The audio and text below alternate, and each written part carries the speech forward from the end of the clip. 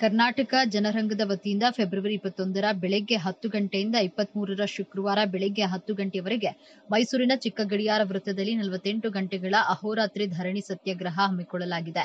ಕನ್ನಡ ನೆಲ, ಜಲ, ನಾಡು, ನುಡಿಯ ವಿಚಾರದಲ್ಲಿ ಸದಾಕಾಲವೂ ತಾರತಮ್ಯ ನಡೆಯುತ್ತಲೇ ಇದೆ. ಕರ್ನಾಟಕದಿಂದ ಭಾರತ ಸರ್ಕಾರಕ್ಕೆ ಪಾವತಿಸುವ ನಮ್ಮದೇ ತೆರಿಗೆಯಲ್ಲಿ ನಮ್ಮ ಪಾಲನ್ನ ನೀಡದೆ ಅನ್ಯಾಯ ಮಾಡಲಾಗ್ತಾ ಇದೆ. ಈ ಹಿನ್ನೆಲೆಯಲ್ಲಿ ಅಂದು ಫೆಬ್ರವರಿ 21ರಂದು ಧರಣಿ ಸತ್ಯಾಗ್ರಹ ಹಮ್ಮಿಕೊಳ್ಳಲಾಗಿದೆ ಅಂತ ಕರ್ನಾಟಕ ಜನರಂಗದ ಪದಾಧಿಕಾರಿಗಳು ತಿಳಿಸಿದ್ದಾರೆ.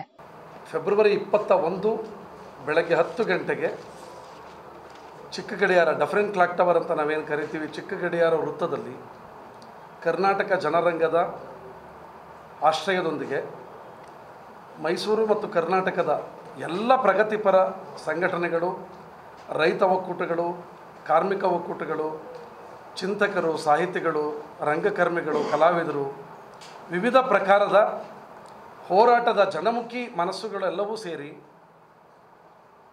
21ರ ಬೆಳಗ್ಗೆ 10 ಗಂಟೆಗೆ ಸರಿಯಾಗಿ ಚಿಕ್ಕ ಗಡಿಯಾರ ವೃತ್ತದಲ್ಲಿ ಅಹೋರಾತ್ರಿ ಧರಣಿಗೆ ಚಾಲನೆ ಕೊಡ್ತಾ ಇದ್ದೇವೆ. 21ರ ಬೆಳಗ್ಗೆ ಆರಂಭವಾಗುವ 48 ಗಂಟೆಗಳ ಅಹೋರಾತ್ರಿ ಧರಣಿ 23ರ ಶುಕ್ರವಾರ ಬೆಳಗ್ಗೆ 10 ಗಂಟೆಗೆ ಸಂಪನ್ನ ಆಗ್ತದೆ. ಉದ್ದೇಶ ಇಷ್ಟೇ: ಒಕ್ಕೂಟ ಸರ್ಕಾರದಿಂದ ಕರ್ನಾಟಕಕ್ಕೆ ಬರಬೇಕಾದ ನ್ಯಾಯಯುತವಾದ ತೆರಿಗೆಯ ಪಾಲನ್ನು ನಮಗೆ ಕೊಡಲೇಬೇಕು ಅಂತ ಆಗ್ರಹಿಸುವುದರ ಮೊದಲ ಹಂತದ ಚಳುವಳಿಯ ಭಾಗವಾಗಿ ಅಹೋರಾತ್ರಿ ಧರಣಿಯನ್ನು ಶುರು ಮಾಡ್ತಾ ಇದ್ದೇವೆ. ಈ ಅಹೋರಾತ್ರಿ ಧರಣಿ ಮುಗಿದ ಕೂಡಲೇ ಬಹುಶಃ ಕೆಲವು ದಿನಗಳ ಅಂತರದಲ್ಲಿ ಒಂದು ರಾಜ್ಯ ಮಟ್ಟದ ವಿಚಾರ ಸಂಕಿರಣವನ್ನು ಕೂಡ ಆಯೋಜಿಸ್ತಾ ಇದ್ದೇವೆ. ಇದೇ ವಿಚಾರದಲ್ಲಿ ನೆಲೆ ಹಿನ್ನೆಲೆಯ ಆಶ್ರಯದಲ್ಲಿ ವಿಚಾರ ಸಂಕಿರಣ ನಡೆಯುತ್ತೆ. 3ನೇ ಹೋರಾಟದ ಭಾಗವಾಗಿ ಅನಿರ್ದಿಷ್ಟಾವಧಿ ಧರಣಿ ಆರಂಭಗೊಳ್ಳುತ್ತೆ. ಬಹುಶಃ ಈ 3ಕ್ಕೂ ನಮಗೆ ಮನ್ನಣೆ ಸಿಗಲಿಲ್ಲ ಅಂತಾದರೆ ಒಂದು ತಾರ್ಕಿಕ ಅಂತ್ಯ ತಗೊಳ್ಬೇಕು ಅನ್ನುವ ಕಾರಣಕ್ಕಾಗಿ ಒಂದು ಆಮರಣಾಂತ ಉಪವಾಸ ಸತ್ಯಾಗ್ರಹದವರೆಗೂ ಕೂಡ ನಾವು ಆಲೋಚನೆ ಮಾಡಿದ್ದೇವೆ.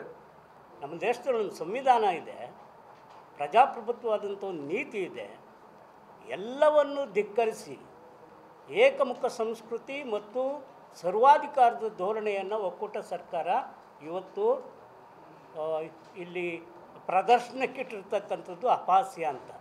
ಹೀಗಾಗಿ ನಾವು ಜನಪರವಾದಂಥ ರಾಜಕೀಯ ಧೋರಣೆಯನ್ನು ಹೊಂದಿರೋರು. ಈಗಾಗಲೇ ಗುರುರಾಜ್ ಅವರು ಹೇಳಿದ್ದಾರೆ, ಇದು ಯಾವುದೇ ಪಕ್ಷಕ್ಕೆ ಸಂಬಂಧಪಟ್ಟಿದ್ದಲ್ಲ, ಪಕ್ಷ ರಾಜಕಾರಣಕ್ಕೂ ನಮಗೂ ಸಂಬಂಧ ಇಲ್ಲ.